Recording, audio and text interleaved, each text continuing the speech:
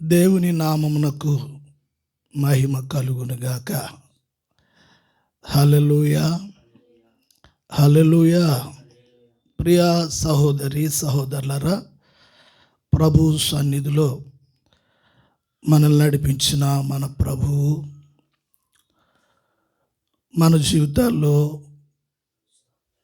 ప్రతి దినము ఆయన బిడ్డల్ని ప్రతి విషయంలో కూడా ఆయన నేర్పించిన ఉపదేశ వాక్యములను బట్టి ప్రభు కుటుంబాలను నడిపిస్తూ పోషిస్తూ ఈ భయంకరమైన దుర్దినాలలో కుటుంబాలలో ఉన్న పరిస్థితులను బట్టి అది కష్టమైనను మరొకటైనను అన్ని పరిస్థితుల్లో విశ్వాసం మీద ఆధారపడి పరిశుద్ధాత్మ యొక్క సహాయము ద్వారా జీవితంలో ఎదుర్కొంటున్న ప్రతి విషయాలను ఎదురాడి ప్రతి పోరాటంలో ప్రభు ఇస్తున్న సహాయం బట్టి సంఘ బిడ్డలను ప్రభువే నడిపిస్తూ ఉన్నారు. స్తోత్రం, హల్లెలూయా. మరి మనం ఏదైతే మనం పొందుకున్నామో ఆ పొందుకున్న దానిని మరి మన జీవితము చివరి వరకు అది గట్టిగా చేపట్టడానికి ఇప్పుడు కూడా మనము విడిచిపెట్టకుండా ఉపదేశానుసారంగా మన జీవితాలను ప్రభుకు సమర్పించుకుని ప్రభుని ఆత్మతో సత్యంతో కూడా మనం ఆరాధించుకుంటూ మన జీవితాలను ప్రభువులో స్థిరపరచుకుని మనం ప్రభుతో సహవాసం గలవారిగా ఉందాం. ప్రభు ఆ విధంగా మనం నడిపించును గాక. మంచిది. ఆరాధనకు వచ్చిన మీ అందరూ వాక్యము నిమిత్తము మరి ప్రభు సన్నిధిలో ధ్యానపూర్వకంగా ఉన్నట్లయితే ఈ పునరుద్ధాన ఆరాధనలో ప్రభు మనతో మాట్లాడునట్లు మనము సిద్ధ మనసు కలిగి ప్రభు వాక్యం కొరకు కనిపెడదాం. స్తోత్రం. మంచిది. ఈ సమయంలో ఒక వాక్య భాగాన్ని మనం చదివి ముందుకు వెళదాము. లూకా సువార్త 4వ అధ్యాయము 38వ వచనం 39వ వచనాన్ని మనము చదువుకొని ముందుకు వెళదాం. ఆయన సమాజ మందిరములో నుండి లేచి సీమోను ఇంటిలోనికి వెళ్ళెను. సీమోను అత్త తీవ్రమైన జ్వరముతో పడియుండెను గనుక ఆమె విషయమై ఆయన యొద్ద మనవి చేసుకొనిరి. ఆయన ఆమె చెంతన నిలువబడి జ్వరమును గద్దింపగానే అది ఆమెను విడిచెను. వెంటనే ఆమె లేచి వారికి ఉపచారము చేయసాగెను. ప్రభువునందు ఒక రక్షించబడిన దేవుని కుటుంబముగా ఉన్న ఒక కుటుంబంలో జరిగిన సందర్భాన్ని మనము సువార్తలో లూకా ఈ సందర్భాన్ని రాశాడు. అట్లా మత్తయి సువార్తలో కూడా ఈ సందర్భాన్ని మనము చూస్తాము. యేసు ప్రభువు ఆయన దేవాలయంలో పరిచర్య ముగించుకొని అట్లాగే యేసు ప్రభుతో కూడా ఉన్న శిష్యులు ఆ పరిచర్యలో ప్రభు కూడా ఉంటూ ఉన్నారు. ఆ మందిరంలో నుండి ప్రభువు శిష్యులు బయటకు వచ్చారు. ఆ సందర్భంలో పేతురు యేసు ప్రభుతో ఒక మనవి చేసుకున్నారు. ఏమిటి ఆ మనవి అంటే, తన అత్తగారు అనారోగ్యంతో జ్వరముతో పడి ఉంది తన ఇంట్లో. ఈ విషయాన్ని కొంచెం చెప్పడానికి పేతురు సంకోచిస్తూ ఆయన యేసు ప్రభుకు తెలియచేశారు. విరామం లేకుండా పరిచర్యలో పేతురు ప్రభువు వారు పనిచేస్తున్నారు దేవుని రాజ్యం కొరకు, ప్రజల కొరకు. అట్లాగే విశ్వాసం ఇచ్చిన కుటుంబాలలో కొన్ని లోటుపాట్లు పరిస్థితులు ఉండకపోవు కదా. ఈ రోజున కూడా మరి విశ్వాసుల కుటుంబాల్లో కొన్ని లోటుపాట్లు ఉండక తప్పవు. ఎందుచేతంటే లోకంలో ఉన్నాము మనము, ప్రభువుని విశ్వసించినను మరి శారీరకంగా కొన్ని పరిస్థితులు ఉంటాయి కుటుంబాల్లో. ఏ పరిస్థితులు ఉన్నను ప్రభు దయతో మనము ముందుకి ప్రభువే నడిపిస్తారు. అట్టి విశ్వాసంతో పేతురు తన అత్త కొరకు ప్రభుతో మాట్లాడటం మనం చూస్తున్నాం. వెంటనే ప్రభు అన్నారు, అక్కడికి వెళ్ళారు, వారి ఇంట్లోకి వెళ్ళారు. ఇంట్లోకి వెళ్ళినప్పుడు ఆమె తీవ్రమైన జ్వరంతో ఆమె పడి ఉంది. స్తోత్రం. ఆ సమయంలో వెంటనే ప్రభువు ఆమెని చూచారు. చూచినప్పుడు ఆమెను ముట్టారు. ముట్టిన వెంటనే ఆమె బలహీనత, ఆ జ్వరము, ఆ శరీరంలో ఉన్న బలహీనత ఆమెను విడిచిపెట్టి వెళ్ళింది. దేవునికి స్తోత్రం.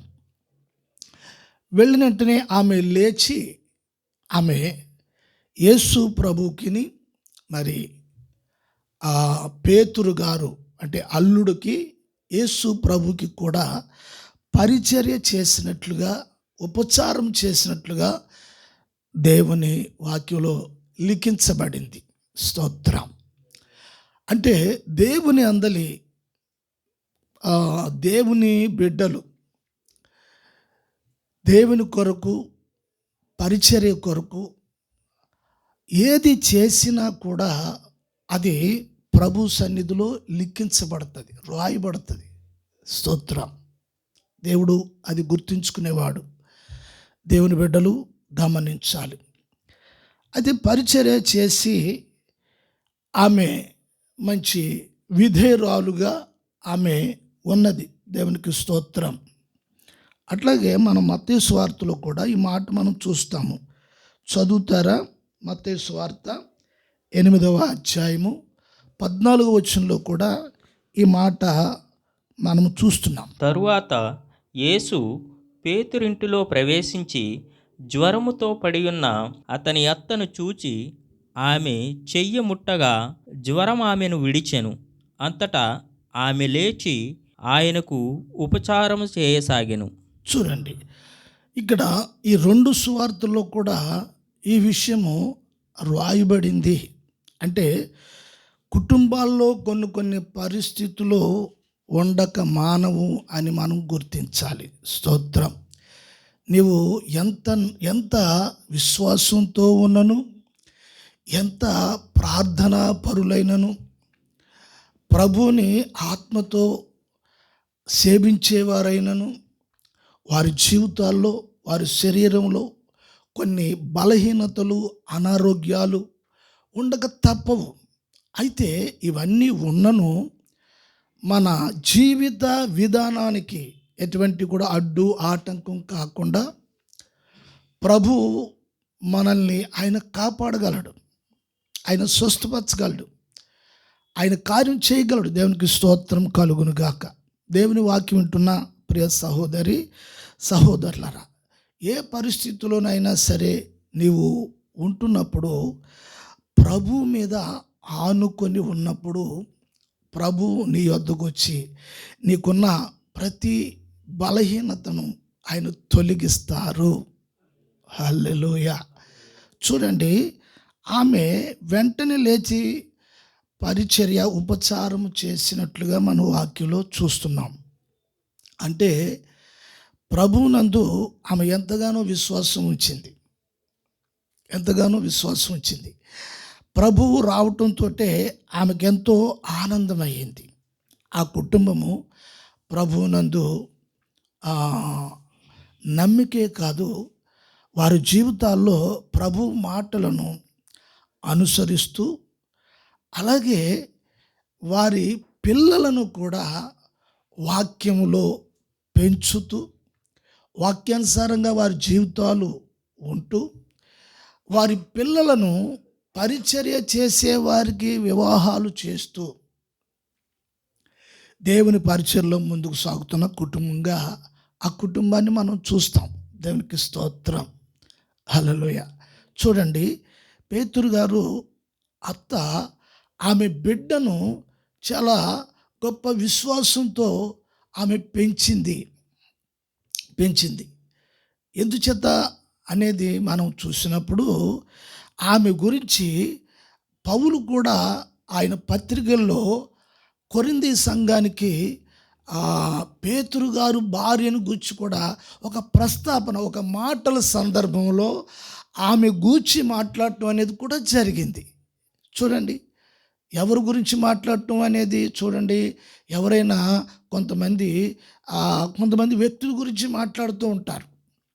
ఏదైనా దేవుని కొరకు మంచి కార్యం చేసినప్పుడు, దేవుని కొరకు సమర్పించుకొని ప్రభు కొరకు ప్రయాసపడుతున్నప్పుడు వారి గురించి కొంతమంది పెద్దవారు మాట్లాడుకోవడం అనేది జరుగుతుంది.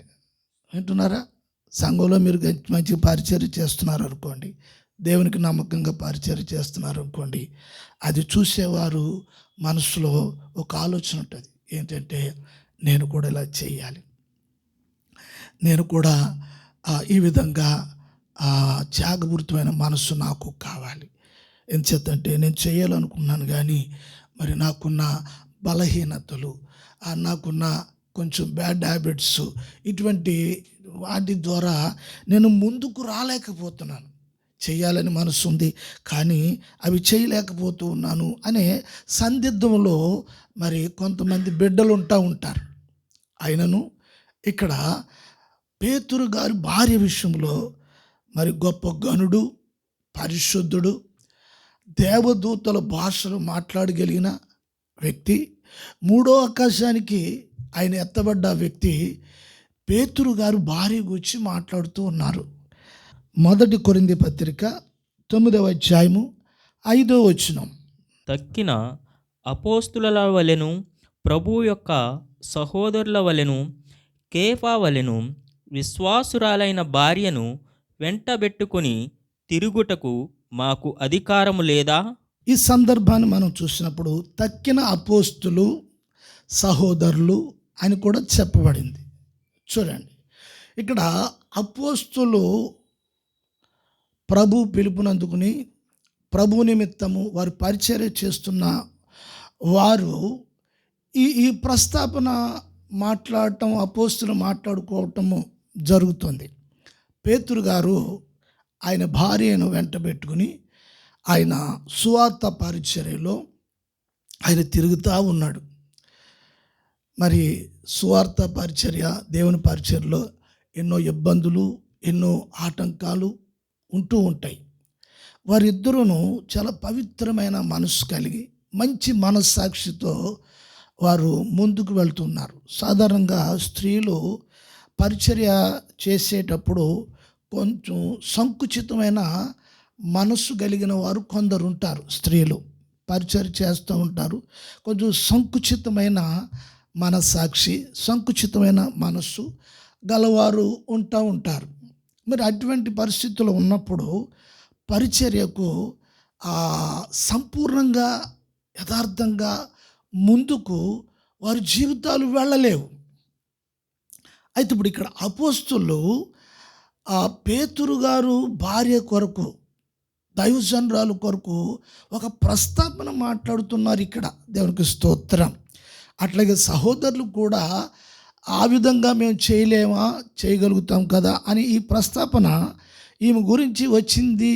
అంటే మరి పేతురు గారు అత్తగారు ఆ బిడ్డను ప్రభు యొక్క విశ్వాసంలో, ప్రభు మాటల్లో, వాక్యంలో, ధర్మశాస్త్రపు విధానంలో, న్యాయ విధాల్లో ప్రభుకు సమర్పించుకునే విషయంలో మరి ఎన్నో రకాలుగా దైవికమైన లక్షణాలలో ఆ తల్లి ఆ బిడ్డను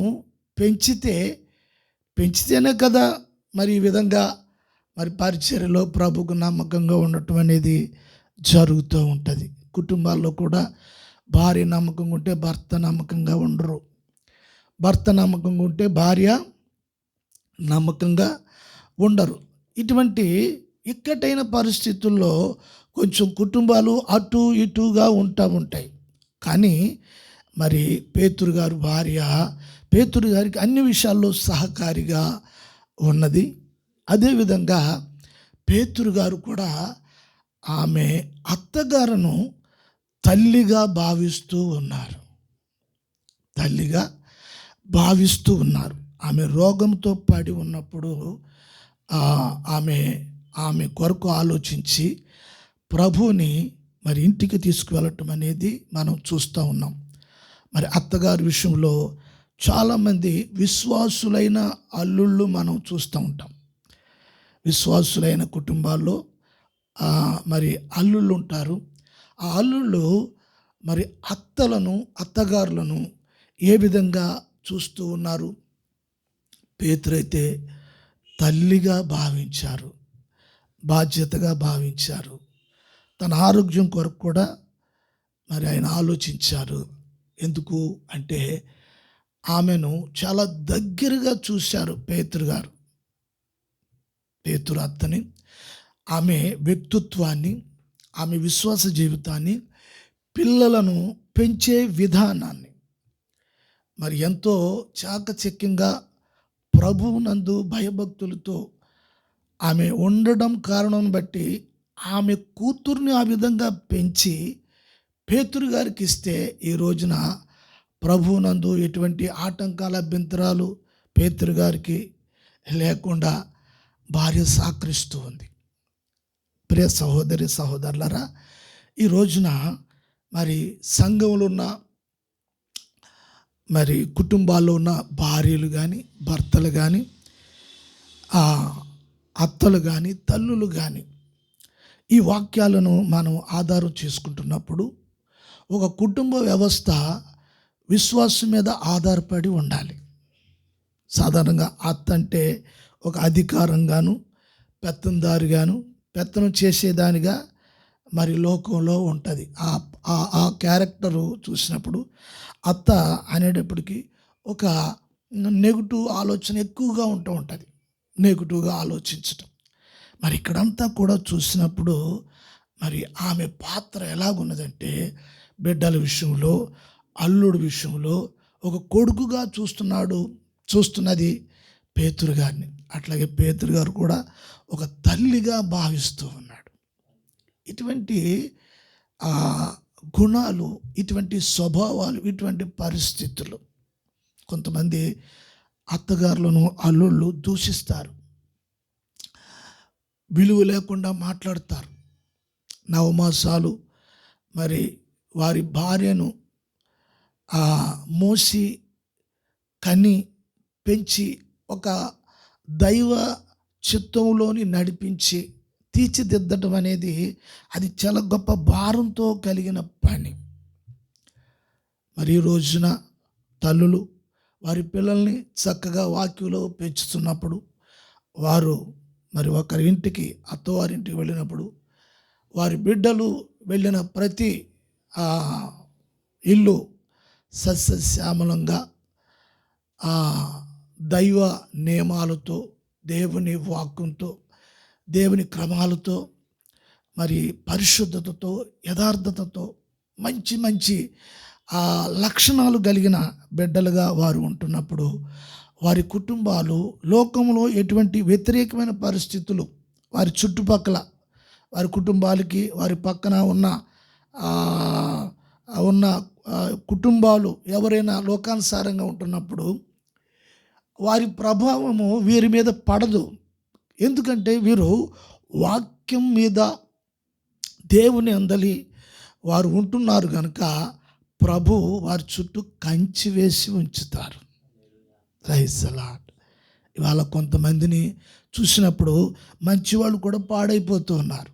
అందుకే ఒక మాట ఉంది వాక్యంలో, మంచి సహవాసం కూడా మరి చెడ్డవాళ్ళని బట్టి వారు కూడా చెడిపోతారు అని చెప్పబడి ఉంది. దేవుని స్తోత్రం. అందుచేత గమనించవలసింది ఏమిటి అనేది మనం చూస్తున్నప్పుడు, ప్రియ సహోదరులారా, మరి స్త్రీలు ఎలాగుండాలో పేతురు గారు సంఘానికి మొదటి పత్రికలో మాట్లాడుతూ ఉన్నారు. పేతురు గారు అసలు ఈ విషయాలు మాట్లాడడానికి గల కారణం ఏమిటి సంఘంలో అంటే, ఆయన భార్య ఆయన ఎదుట, ఆయన కుటుంబంలో మరి వ్యక్తిగతంగా పరస్పరంగా భార్యాభర్తల మధ్యలో ఏ విధంగా ఉండాలి, భార్య పట్ల భర్త ఎలా ఉండాలి, భార్య ఏ విధంగా ఉండాలి, తన వైఖరి ఎలా ఉండాలి, తన జీవన శైలి ఎలా ఉండాలి, తన దినచర్యలో ఆమె ఎలా ఉండాలి, ఇరుగు పొరుగు వారి ఎదుట ఆమె ఎలా ఉండాలి, కుటుంబంలో భర్త ఎదుట ఎలా ఉండాలి, పిల్లల ఎదుట ఎలా ఉండాలి, ఈ విషయాలన్నీ కూడా బాగా పేతురు గారు స్టడీ చేశాడు, గమనించాడు. ఎందుచేతంటే మరి పరిశుద్ధుడైన ప్రభువుతో ఆయన 3.5 సంవత్సరాలు సహవాసం కలిగి ఉన్నాడు. చూడండి, ఆ పరిశుద్ధుడు, పవిత్రుడు, సర్వలోకాధిపతి, పాపుల రక్షకుడు అయిన జీవాధిపతి అయిన ప్రభువుతో ఒక మానవుడు, ఒక మనిషి ఆయనతో సహవాసం 3.5 సంవత్సరాలు ఉండటం అనేది అది వర్ణాతీతం, వర్ణించలేము. దేవునికి స్తోత్రం. పేతురుకి తండ్రి అయిన దేవుడు ఎన్నో సంగతులను పేతురుకి బయలుపరిచారు. సంఘ విషయాలు కూడా పేతురుకి బయలుపరిచారు. ప్రభు ఎన్నోసార్లు పేతురుని గద్దించటం, ప్రేమించటం, హక్కును చేర్చుకోవటం ఎన్నో సందర్భాల్లో పేతురు జీవితంలో ఈ ఈ ఈ సందర్భాలు, ఈ ఘటనలు ఎన్నో సందర్భాల్లో చోటు చేసుకున్నాయి. మనము సువార్తలో చూస్తున్నప్పుడు పేతురు జీవితంలో దేవుడు లేక ప్రభువు ఆయన ఏ విధంగా మాట్లాడాడు, అప్పుడు పేతురు ఎలా స్పందించాడు, ఆ సందర్భాలు పరస్పరంగా ఎన్నో మనము వాక్యంలో మనం చూస్తూ ఉంటాం. అయితే మరి సంఘానికి పేతురు మొదటి పత్రిక, పేతురు పత్రిక రాశారు. ఇక్కడ గమనించవలసిన విషయం ఏమిటి అంటే, మరి ఈ అపోస్తులు వారు చదువు లేనివారు అనేది మనము వింటూ ఉంటాము, చూస్తూ ఉంటాము. కానీ చదువు లేనివారు అయినప్పటికీ కూడా బాగా గమనించాలి, ఈ 12 మంది అపోస్తులు ధర్మశాస్త్రాన్ని బాగా క్షుణ్ణంగా చదివిన వారు. వింటున్నారా? ధర్మశాస్త్రం ఏదైతే తోరా గ్రంథం ఉందో ఆ గ్రంథాన్ని బాగా పఠించిన వారు. పేతురు తండ్రి అవనివ్వండి, మరి అపోస్తుల యొక్క కుటుంబాల్లో వీరు బాగా ఆ ధర్మశాస్త్రాన్ని పఠించారు. అందుకనే ధర్మశాస్త్రంలో ఉన్న ప్రవచనాలు, యేసు ప్రభు గురించి ఉన్న విషయాలు వారు విశ్వసించారు, నమ్మారు. అంటే చదువులేరు అంటే వాళ్ళకి ఏమి తెలియదు, వాళ్ళకి ఏమి రాదు అని ఆ విధంగా భావించకూడదు. వారు లేఖనాలను పరిశీలించి, గమనించి, పరిశుద్ధాత్మ ద్వారా వాటిని తెలుసుకొని మాట్లాడేవారై ఉన్నారు. స్తోత్రం. ఈ రోజున సంఘంలో ఉన్న ప్రతి ఒక్క వ్యక్తి, ఒకవేళ నాకు చదువు లేదు, నేను చదవలేను, వినగలుగుతున్నాను అని నీవు అనుకుంటున్నప్పుడు చదవలేకపోతున్నాను అనే బాధ పడవలసిన అవసరం లేదు. ఎందుకంటే పరిశుద్ధాత్మ కృపాకాలమని చెప్పబడింది. ఇప్పుడు కేవలం సంఘంలో పనిచేసేవారు యేసు క్రీస్తు స్వరక్తమిచ్చి సంపాదించిన సంఘంలో పరిశుద్ధాత్మ ఆధిపత్యం జరుగుతోంది.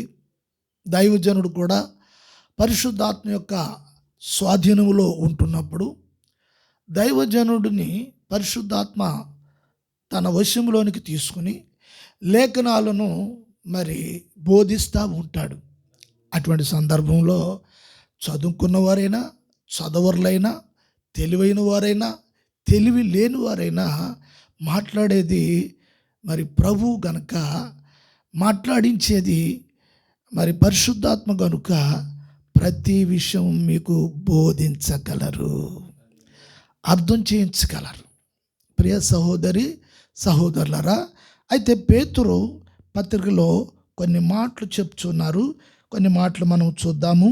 మొదటి పేతురు పత్రిక 3వ అధ్యాయము మరి మొదటి నుండి 4 వచనాలు మరి చక్కగా మనం చదువుకుని దాంట్లో ఉన్న విషయాలు, కొన్ని విషయాలు మనం చూద్దాం. అటువలే స్త్రీలారా, మీరు మీ స్వపురుషులకు లోబడి ఉండుడి. అందువలన వారిలో ఎవరైనను వాక్యమునకు అవిధేయులైతే వారు భయముతో కూడిన మీ పవిత్ర ప్రవర్తన చూచి వాక్యము లేకుండానే తమ భార్యల నడవడి వలన రాబట్టవచ్చును. పేతురు అంటున్నారు, ఆ స్త్రీలారా, సంఘంలో రక్షణ పొంది విశ్వాసంతో జీవిస్తున్న స్త్రీలను గూర్చి పేతురు ఈ విధంగా మాట్లాడుతున్నాడు. స్త్రీలారా, మీ స్వపురుషులకు అంటే మీ వివాహ భర్తలు, మీ సొంత పురుషులు, మీ భర్తలు, వారికి మీరు లోబడి ఉండాలి. ఎందుకంటే పేతురు గారు భార్య ఆయనకి లోబడి ఉంది. అట్లాగే దేవుని వాక్యానికి కూడా లోబడి ఉంది. అలాగే పరిశుద్ధాత్మ ఆలోచనకి ఆమె విధేయురాలు అయి ఉంది, లోబడే స్త్రీ అయి ఉంది. భార్యలో ఒక సద్గుణాలు, పరిశుద్ధాత్మ ఆమె జీవితంలో జరిగిన సద్గుణాలను మరి వ్యక్తిగతంగా పేతురు గమనించారు, గుర్తించారు.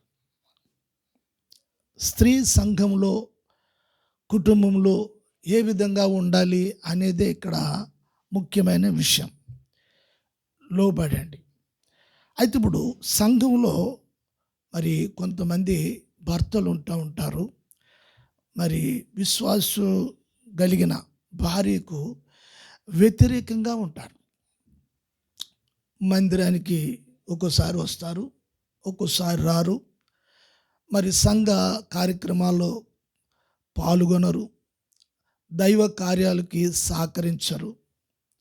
మరి స్త్రీలే, ఆ భార్యలే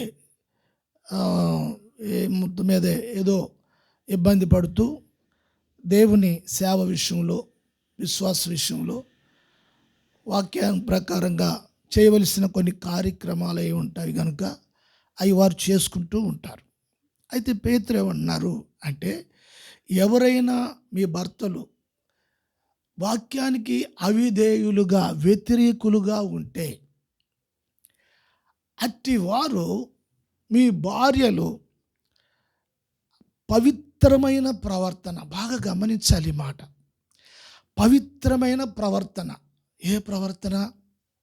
చూడండి, మారు మనసు లేనప్పుడు, ప్రభుని ఎరగనప్పుడు మన జీవితంలో ఉండే ప్రవర్తన మన ఇష్టానుసారంగా ఉంటుంది.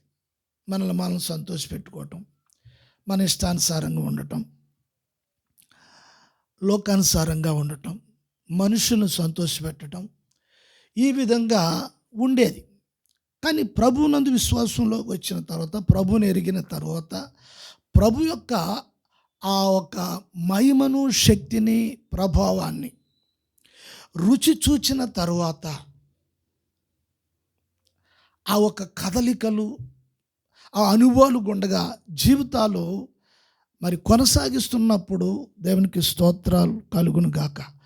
ప్రవర్తన పరిశుద్ధంగా మార్పు చెందటం అనేది, అంటే అపవిత్రమైన జీవితానికి సంబంధించిన కొన్ని క్రియలు, కార్యాలు మెల్లమెల్లగా ఆ వ్యక్తిలోంచి బయటికి వెళ్ళిపోతూ ఉంటాయి. హల్లెలూయా, స్తోత్రాలు చెప్దాం. మెల్లమెల్లగా పవిత్రపరచటం, పరిశుద్ధపరచటం. మీ పవిత్రమైన ప్రవర్తనను చూచి, ఒకవేళ నీ భర్త నీ విషయంలో బాధపడుతూ ఉండవచ్చు, నా భార్య నా మాట వినట్లేదు, ఎదిరిస్తుంది, గర్వంగా ఉంటుంది, లోకానుసారంగా ఉంటుంది అని ఈ విధంగా బాధపడే భర్తలు ఉన్నారు. అలాగే మరి భార్యలు కూడా ఉన్నారు, నా మాట విండు, దేవునికి లోబడ్డు అని ఇలాగా బాధపడే భార్యలు కూడా ఉన్నారు. అయితే పేతురు అంటూ ఉంటారు, మీ పవిత్రమైన ప్రవర్తన గమనించాలి. ప్రవర్తనలో పవిత్రత ఉండాలి. పవిత్రత విశ్వాసుల జీవితానికి అది బలం. పవిత్రత అనేది బలం. విశ్వాసానికి బలం ఏమిటంటే పరిశుద్ధత. నీ జీవితం ఎంత పరిశుద్ధంగా ఉంటే ఆత్మలో నీవు అంత బలంగా ఉండగలుగుతావు. పరిశుద్ధాత్మ నీలో ఆయన పని చేయటానికి నీవు ఎంతో నీ జీవితం దోహదపడుతూ ఉంటుంది. అప్పుడు ప్రతి విషయంలో ఆనందము, సంతోషము నువ్వు అనుభవిస్తూ ఉంటావు నీ జీవితంలో. హల్లెలూయా, ప్రైజ్ లార్డ్. నీ పవిత్రమైన ప్రవర్తన చూచి, మీ పవిత్ర ప్రవర్తన చూచి వాక్యము లేకుండానే తమ భార్యల నడవడి వలన మంచి గమనించాలండి. ఒకవేళ నీ భర్త సంఘానికి రావట్లేదు, ప్రార్థనకి రావట్లేదు అని నువ్వు బాధపడుతూ ఉండవచ్చు. ఒకవేళ మీ దైవజనులతో చెప్పి ఉండవచ్చు, ఏమంటే నా భర్త కొరకు ప్రార్థన చేయండి, బాగా తాగుతాడు, మందిరానికి రమ్మంటే రాడు, ప్రార్థన చేయించుకోమంటే చేయించుకోడు అని ఇలాగా బాధపడే కొంతమంది స్త్రీలు ఉంటారు. స్తోత్రం.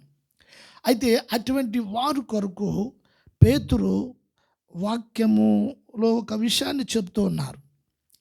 మీ పవిత్రమైన ప్రవర్తన అనేది మాట్లాడుతున్నారు. గమనించాలి. ఇక్కడ సాధారణంగా దైవ సేవకులతో చెప్తారు, నా భర్త అటువంటి వారు, ఇటువంటి వారు అని చెప్తూ ఉంటారు.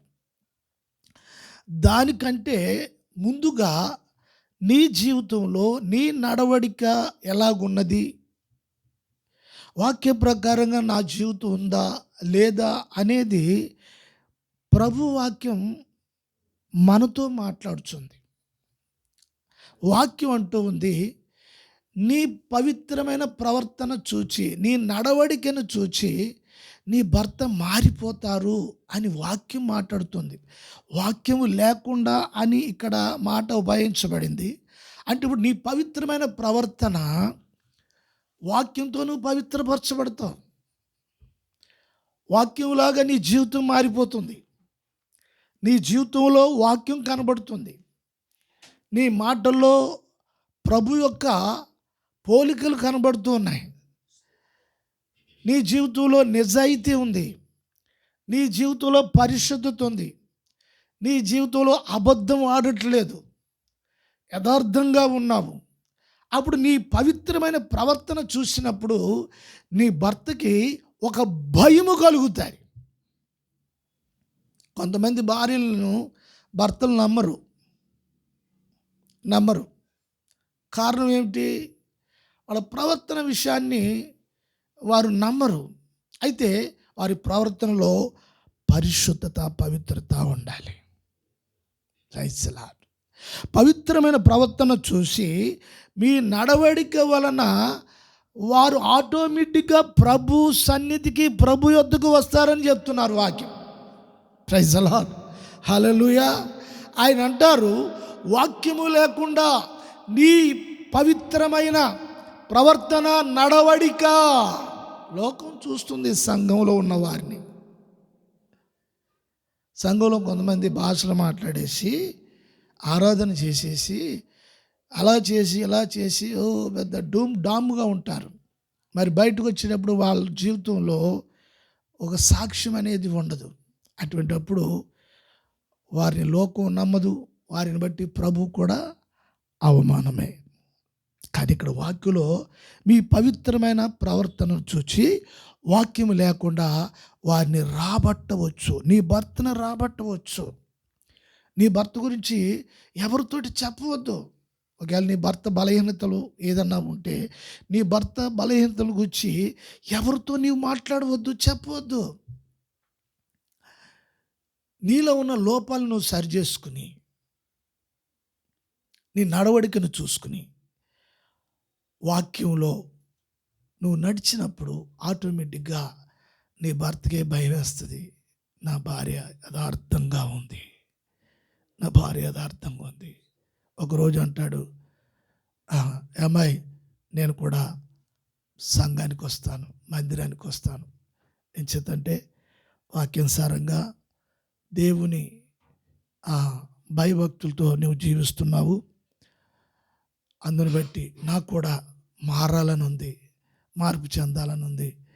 మరి దైవజనులతో చెప్పి ప్రార్థన చేయించు, నేను కూడా వస్తాను అని ఈ మాటలు నువ్వు వింటావు. నీ భర్త విషయంలో కృంగిపోవసరం లేదు.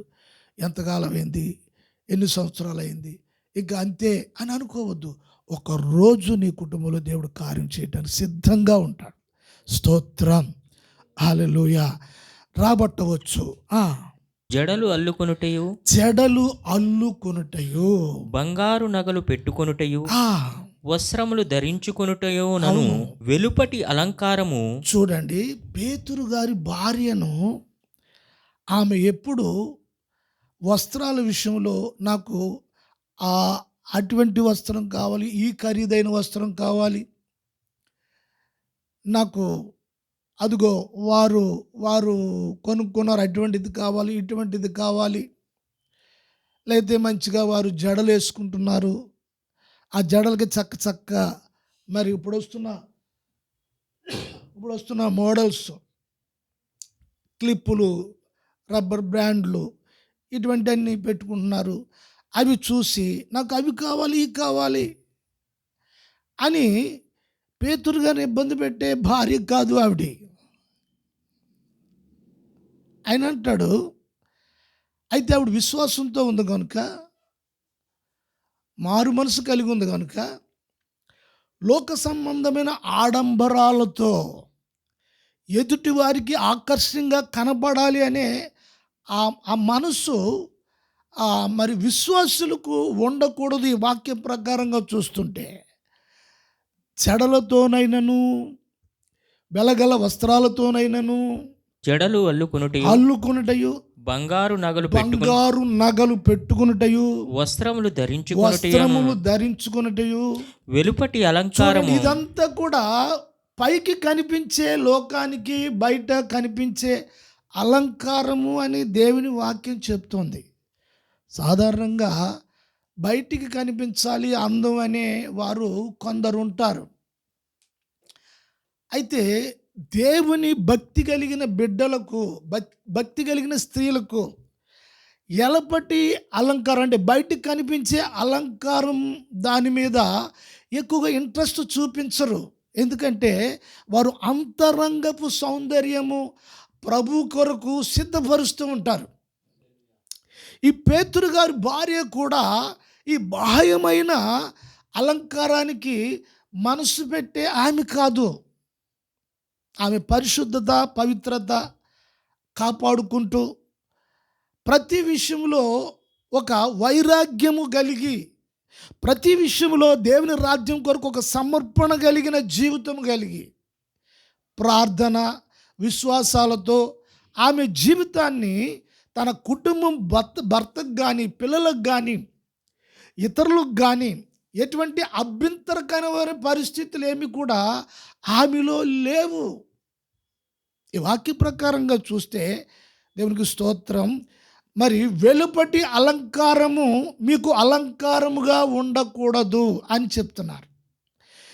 అంటే సంఘములు ఉన్నవారు ఎక్కువగా పైకి కనిపించే బాహ్యమైన అలంకారం కొరకు ఈ రోజున చూడండి, మరి బ్యూటీ పార్లర్ అని, ఫేస్ వాష్ అని రకరకాలుగా ఎంతో చూస్తూ ఉన్నాం. ఇవాళ దేవుని పిల్లలు కూడా, దేవుని బిడ్డలు కూడా ఆ పరిశుద్ధాత్మ గురించి మాట్లాడేవారు కూడా ఎన్నో రకాలుగా వారు మరి లిఫ్ట్కి వాడుతూ ఎన్నో రకాలుగా బయట ఒక సినిమా యాక్టర్లా కనిపిస్తూ ఉంటూ ఉన్నారు. ఆ విధంగా ఉండటం అనేది మరి వాక్య ప్రకారంగా చూస్తే నీవు బాహ్యమైన అందానికే నీ జీవితంలో ప్రాముఖ్యత ఇస్తూ ఉన్నావు. దేవుని బిడ్డలకి అది తగదు కదా, అది తగదు కదా. ప్రియులారా, మీరు ఆలోచించాలని ప్రభుపేట మరి దేవుని దాసునిగా ఈ మాటలు మాట్లాడుచూ ఉన్నాను. అయితే ఆయన అంటాడు, మరి బాహ్యమైన మరి అలంకారముగా మీకు ఉండక సాధువైనట్టు, చూడండి, ఎటువంటి సాధువైనట్టు మృదువైనట్టు నైనా గుణమును చెప్తున్నారు ఇక్కడ. నువ్వు సాధువుగా ఉండాలి. నీ కుటుంబంలో నీ పిల్లలు వద్ద నువ్వు సాధువుగా ఉండాలి.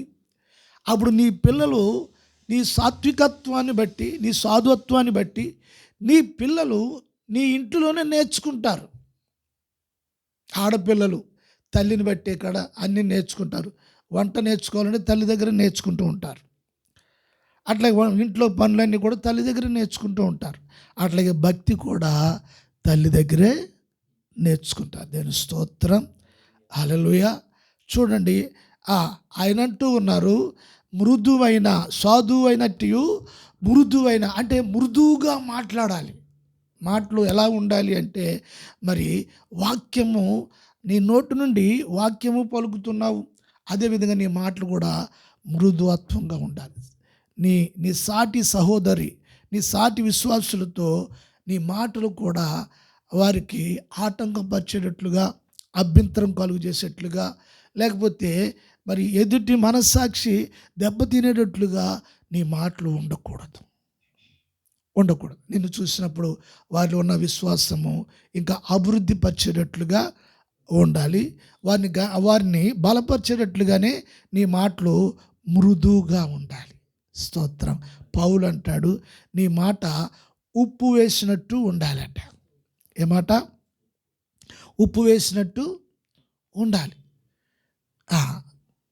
మిరపకాయలు దంచి కారం చేసి దాన్ని ఏమంటారంటే గొడ్డు కారం అంటారు కదా. ఆ గొడ్డు కారం వేసి పెడితే అట్లా ఉంటుంది. అంటే మాట కారం వేసినట్టు కాదు. ఎలా ఉండాలి? మృదువుగా. ప్రియ సహోదరులారా, మరి దేవుని సంఘము సర్వలోకానికి అది దీపమై ఉంది. చీకట్లో ఉన్న ప్రజలు ఆ దీపం అనే సంఘం దగ్గరికి అనేక ప్రజలు ఆకర్షింపబడేటట్లుగా నీవు ఉండాలి. ఆయన అంటున్నాడు, మృదువైనట్టునైనా గుణము. చూడండి, స్త్రీలు వారి గుణము ఏ విధంగా ఉంటుంది అనేది మనకి ముందు చెప్పబడిన వచనాలను మనం చూస్తున్న సమయంలో కొంతమంది అంటారు, తగుమాత్రంగానే పెట్టుకోవాలట. ఆభరణాల గురించి ఈ బోధలు కూడా తగుమాత్రంగా తగుమాత్ర వస్త్రాలు అని అంటే తగుమాత్రము అని. నేను ఒక చోట ఒక బోధ విన్నాను, సంఘానికి వచ్చినప్పుడు నగలు పెట్టుకోకూడదట, బయటికి వెళ్ళినప్పుడు పెట్టుకోవచ్చు అంట. ఈ బోధ కూడా ఉంది. ఇదేంటిది?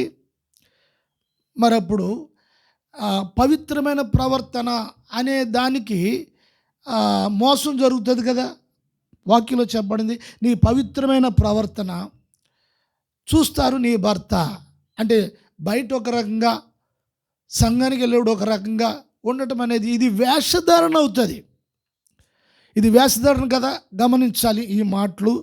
మృదువైనట్టు అక్షయ అలంకారము గల మీ హృదయపు అంతరంగపు అలంకారము. హల్లెలూయా. ప్రభుకి సమర్పించుకొని విశ్వాసంతో ఉంటున్నప్పుడు ప్రభువు హృదయాలను పరిశీలిస్తూ ఉన్నాడు. హృదయము అంతరంగముతో అలంకరించబడాలి. అంతరంగ హృదయము ప్రభు కొరకు అలంకరించాలి, పరిశుద్ధతతో అలంకరించాలి, మృదుత్వంతో అలంకరించాలి. మరి పాత నిబంధనలో ఉన్న స్త్రీలను మనం చూస్తాము. ఎవరు? అబ్రహాము గారు భార్య సారా. రెబకా, వీరందరూ పరిశుద్ధమైన స్త్రీలు అని పిలువబడ్డారు. ఆ విధంగానే సంఘములో ఉన్న మరి తల్లులారా, మరి బిడ్డలారా, మరి కుటుంబాల్లో ఉన్న మీ భర్తలకు మీరు ఆటంకంగా కాకుండా మీ భర్తలకు మరి వారి కొరకు, వారు హింసించిన బాధ పెట్టిన వారి కొరకు కన్నీరు కాచి ప్రార్థన చేసేవారై ఉండాలి. మీ కన్నీటికి ఒక రోజున ప్రభువు తప్పకుండా జవాబు ఇస్తారు. స్తోత్రం. హల్లెలూయా, హల్లెలూయా. పేతురు పత్రికలో ఈ విషయాలన్నీ మనకు నేర్పించబడుతున్నవి. సంగమా, ఈ రోజున మరి వాక్యము వింటున్న నీ జీవితంలో నీ తీర్మానం ఏమై ఉంది? భర్తలు ఉన్నారు, మీ తీర్మానం ఏమై ఉంది? అట్లాగే భార్యలు ఉన్నారు, మీ తీర్మానం ఏమై ఉంది? మరి ఇంతవరకు ఏదో మరి కొన్ని నీ హృదయంలో కొన్ని ఏదో లోక సంబంధం వాళ్ళు చూసి వీళ్ళు చూసి ఏదో కొన్ని ఆశలు, నీలో దురాశలు ఉంటే ఉండవచ్చు. వాటి వల్ల నీ కుటుంబం దెబ్బతింటుంది, నీ ఆత్మీయ జీవితం నష్టపోతుంది. ఈ విషయాలన్నీ వాక్యం తెలియజేస్తూ ఉంది. నీ భార్యతో నువ్వు సఖీగా ఉండాలి, నీ భర్తతో నువ్వు సహకరించాలి. ఆ విధంగా ఉంటున్నప్పుడు మరి పేతురు గారితో ఉన్నట్లుగా వాక్యం దాని యొక్క సారాంశం, దాని తాత్పర్యము మరి ఈ రోజున ప్రభు మనతో మాట్లాడుతూ ఉన్నారు. హల్లెలూయా, హల్లెలూయా. నీ భర్త గురించి ఏదో పెద్ద పెద్ద గొప్పగా చెప్పను అవసరం లేదు. ఎదురుగా పొగిడి వెనకాల తిట్టేవారు కూడా కొందరున్నారు, అందరూ కాదు. అటువంటి ఏమీ చేయవసరం లేదు. కానీ వాక్యానుసారంగా దేవుని మాటల ప్రకారంగా నీ ఉండటం అనేది చేసినప్పుడు ఆటోమేటిక్గా నీ భార్యలో మార్పు నువ్వు చూస్తావు, నీ భర్తలో మార్పు చూస్తావు, నీ కుటుంబంలో మార్పు చూస్తావు. గొప్ప మహిమ నీ కుటుంబంలో దిగుతుంది. హల్లెలూయా. గొప్ప మేలు నీ కుటుంబంలో దిగుతాడు. గొప్ప దీవెన నీ పిల్లల్లో నువ్వు చూస్తావు. గొప్ప ఆశీర్వాదం నీ కుటుంబంలో చూస్తావు. నీ కుటుంబంలో ప్రభుని ఎరగని వారు ప్రభుని ఎరుగుతారు. ప్రభుని అందు విశ్వాసం లేని వారు విశ్వాసంలోనికి వస్తారు. రక్షణ లేనివారు రక్షణలోనికి వస్తారు. మార్పు లేనివారు మార్పులోనికి వస్తారు. పరిశుద్ధాత్మ లేనివారు పరిశుద్ధాత్మలోనికి వస్తారు. సంఘానికి రానివారు సంఘానికి రావటం ప్రారంభిస్తారు. ప్రైజ్ ది లార్డ్, హల్లెలూయా. అట్టి స్థితిలోనికి మీ కుటుంబాలు మహిమకరంగా ప్రభు ఎదుట ఉండాలని మరి దేవుని దాసునిగా మనస్ఫూర్తిగా కోరుకుంటూ మీ అందరి కొరకు ప్రార్థన చేస్తాను. పరిశుద్ధుడైన మా పరమ తండ్రి, మీ పవిత్రమైన నామాన్ని బట్టి స్తోత్రాలు, వందనాలు చెల్లిస్తున్నాం. తండ్రి, ఈ ఆరాధనలో మరి సంఘంలో ఉన్న కుటుంబాలు ఏ విధంగా ఉండాలో, భార్యలు ఏ విధంగా ఉండాలి, భర్తలు ఏ విధంగా ఉండాలి నాయనా, వారి జీవితాల్లో ఒక సాధనాలుగా నువ్వు మలుస్తున్నప్పుడు నీ పరిచర్లో కూడా వారు పాలు పొందే పాత్రలుగా, పేతురు అత్త ఎప్పుడైతే ప్రభు ద్వారా మేలు పొందిందో ఆమె ఉపచారము చేయటం ప్రారంభించింది. ఆ విధంగానే సంఘంలో ప్రభు ద్వారా మేలు పొంది దీవెన పొంది ఇంతవరకు నువ్వేది చేయలేక ఉంటే ఈ దినాన్న వాక్యమిని ప్రభు కొరకు నేను ఏదైనా చేయాలి, ప్రభు సంఘంలో నేను ఏదైనా చేయాలి, ప్రభు కొరకు నేను ఏదైనా చేయాలి. అనేకులు నా కొరకు ప్రార్థన చేశారు, నేను మేలును పొందాను, ప్రభు కొరకు నేను ఏదైనా చేయాలి అనే ఒక ఆలోచనలో రావాలి. అటువంటి తీర్మానాలు కుటుంబాలకి పరిశుద్ధాత్మ ఆ విధంగా ఆలోచన ఇచ్చి నడిపించాలని కోరుకుంటూ అందరినీ ప్రభు దీవించి ఆశీర్వదించాలని మీ అందరి కొరకు ప్రార్థిస్తూ యేసు నామమున ప్రార్థిస్తున్నాను తండ్రి. మన తండ్రి అయిన దేవుని ప్రేమ, కుమారుడైన యేసు క్రీస్తు కృప, పరిశుద్ధాత్మ అన్యోన్య సహవాసము సమాధానం లోకంలో ఉన్న పరిశుద్ధులకును కూడి ఉన్న సంఘానికి సదాకాలం తోడై నడిపించునుగాక. యేసు రక్తమే జయం, ప్రభేసు రక్తమే జయం. యేసు నామమునకు సంపూర్ణ విజయం, అపవాది కార్యములకు వినాశనము కలుగునుగాక. ఆమేన్, ఆమేన్, ఆమేన్. Praise lord.